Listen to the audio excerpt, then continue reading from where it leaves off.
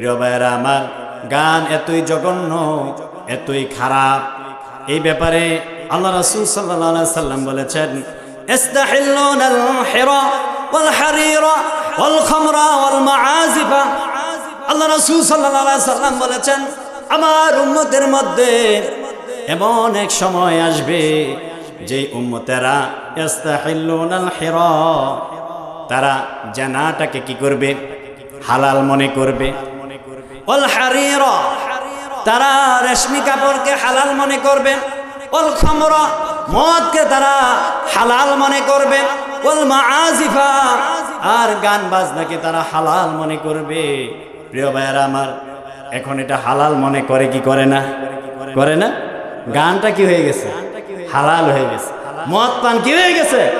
হালাল হয়ে গেছে। গান এটারে কিছুই মনে করে, গানটারে কি মনে করে না? কিচ্ছু মনে করে না, এটা কোনো অপরাধী না। আপনি যদি চার স্টলে গিয়ে বসেন, আপনি যদি হুজুর হয়ে থাকেন, দাড়িওয়ালা হয়ে থাকেন, তারপরে দেখবেন টেলিভিশন বাজতেছে, গান বন্ধ করবেন। আমি একবার ওই কিছুদিন আগে ওই দিকে উত্তর থেকে আলোচনা করে আসছিলাম। আমার সাথে একজন ছিল মোটরসাইকেল। তারপরে উজুলি আসলাম, উজুলি আসার পরে ভাবলাম যে একটু চা খেয়ে যাই। পরে আমাদেরকে দেখে চা স্টলের লোক বুঝতে পারছে যে আমরা চা খাবো।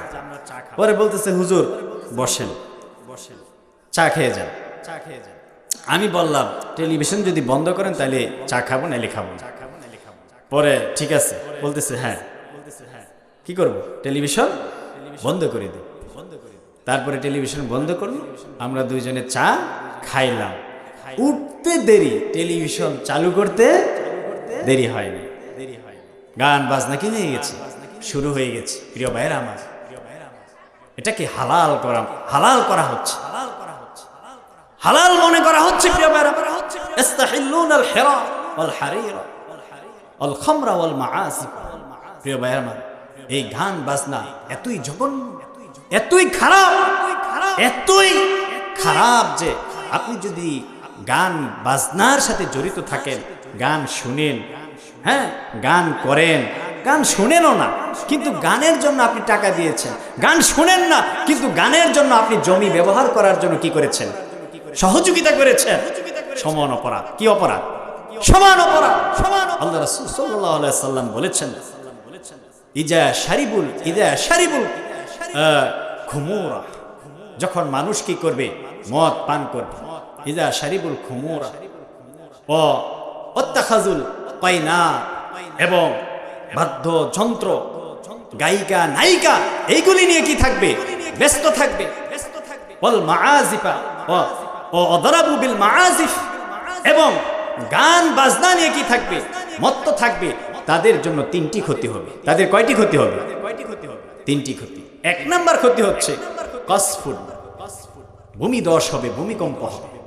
ভূমিকম্প আছে কি নাই? আছে না? আমাদের বাংলাদেশেও কি হয়? ভূমিকম্প হয়, ছোটখাটো ভূমিকম্প হয়। কসফুন, ভূমিকম্প হবে। খসফুন, কি হবে? খসফুন মানে কি বলে এটাকে? অত্যাচার, জুলুম। এইগুলি আল্লাহ রাব্বুল আলামিন কি করবেন? চাপিয়ে দিবেন। মানুষকে মানুষ কি করে হত্যা করে? এটা কি অত্যাচার নয়? জুলুম নয়? অন্যায় ভাবে কি করে? মানুষকে হত্যা করে। অন্যায় ভাবে মানুষের বিরুদ্ধে কি করে? মিথ্যা অপবাদ দেয়। এটা কি জুলুম নয়? জুলুম। প্রিয় ভাইয়েরা আমার, আজকের এই সমাজে গান বাজনা, মদ, রঙ্গ তামাশা এইগুলি প্রকাশ্যে চলছে বিদায়ী আমাদের ক্ষতিগুলি আজকে এইরকম হচ্ছে। আজকে ভূমিধস হচ্ছে, ভূমিকম্প হচ্ছে। আজকে আল্লাহ রাব্বুল আলামিন কি বলে? জুলুম আমাদের উপর কি করেছেন? চাপিয়ে দিয়েছে। তিন নাম্বার হচ্ছে খসফুন, চেহারা বিকৃত হয়ে যাবে। চেহারা কি হয়ে যাবে? বিকৃত হয়ে যাবে। আপনি মনে মনে ভাবতেছেন যে আপনি মরে গেছেন, আপনি নায়িকা ছিলেন, গায়িকা ছিলেন, হ্যাঁ, মরার পরে চেহারাটা কত সুন্দর দেখা যাচ্ছে। এরকম হয় কি হয় না? হয় না? চেহারা সুন্দর, কিন্তু এই চেহারাটা ফেরেশতাদের কাছে, আল্লাহর কাছে বিকৃত অবস্থায় উঠবে। নাউযুবিল্লাহ। হাদিসে আসছে, যে ব্যক্তি গান বাজনা কি থাকবে? মত্ত থাকবে। গান বাজনা দিয়ে কি থাকবে, সারাটা জীবন কাটিয়ে দিবে, গান বাজনা করবে। তারা মৃত্যুর পরে কবরে থাকবে, কবর থেকে ওঠার পরে কাল কিয়ামতের ময়দানে তারা শূকরে পরিণত হবে। নাউযুবিল্লাহ। অতএব এই যে মোবাইল আছে, এই মোবাইল আমাদেরকে কি করতে হবে? কন্ট্রোল করতে হবে। আমাদের নফসকে কি করতে হবে? কন্ট্রোল করতে হবে। প্রথম যে বক্তা উনি আলোচনা করেছেন, আমি শুনেছি, আল কাইয়িসু মান দানা নাফসাহু ওয়া আমিলা লিমা বা'দাল মাউত। এই হাদিসটা উনি বলেছেন, আল কাইয়িসু মান দানা নাফসাহু ওয়া আমিলা লিমা বা'দাল মাউত। ওই ব্যক্তি সফল কাম হবে যেই ব্যক্তি নিজের নফসকে কি করে? নিয়ন্ত্রণ করে। সুবহানাল্লাহ। নফসকে কি করে? নিয়ন্ত্রণ করতে পারে। আপনি মোবাইল চালাচ্ছেন, মোবাইল চালানোর ক্ষেত্রে আপনার অনেক গুনাহ হওয়ার আশঙ্কা আছে। গুনাহ আপনি ইচ্ছা করলেই করতে পারেন, পাপ আপনি ইচ্ছা করলেই করতে পারেন, কিন্তু আপনার নফসকে কি করতে হবে? নিয়ন্ত্রণ করতে হবে। আল কাইয়িসু মান দানা নাফসাহু ওয়া আমিলা লিমা বা'দাল মাউত।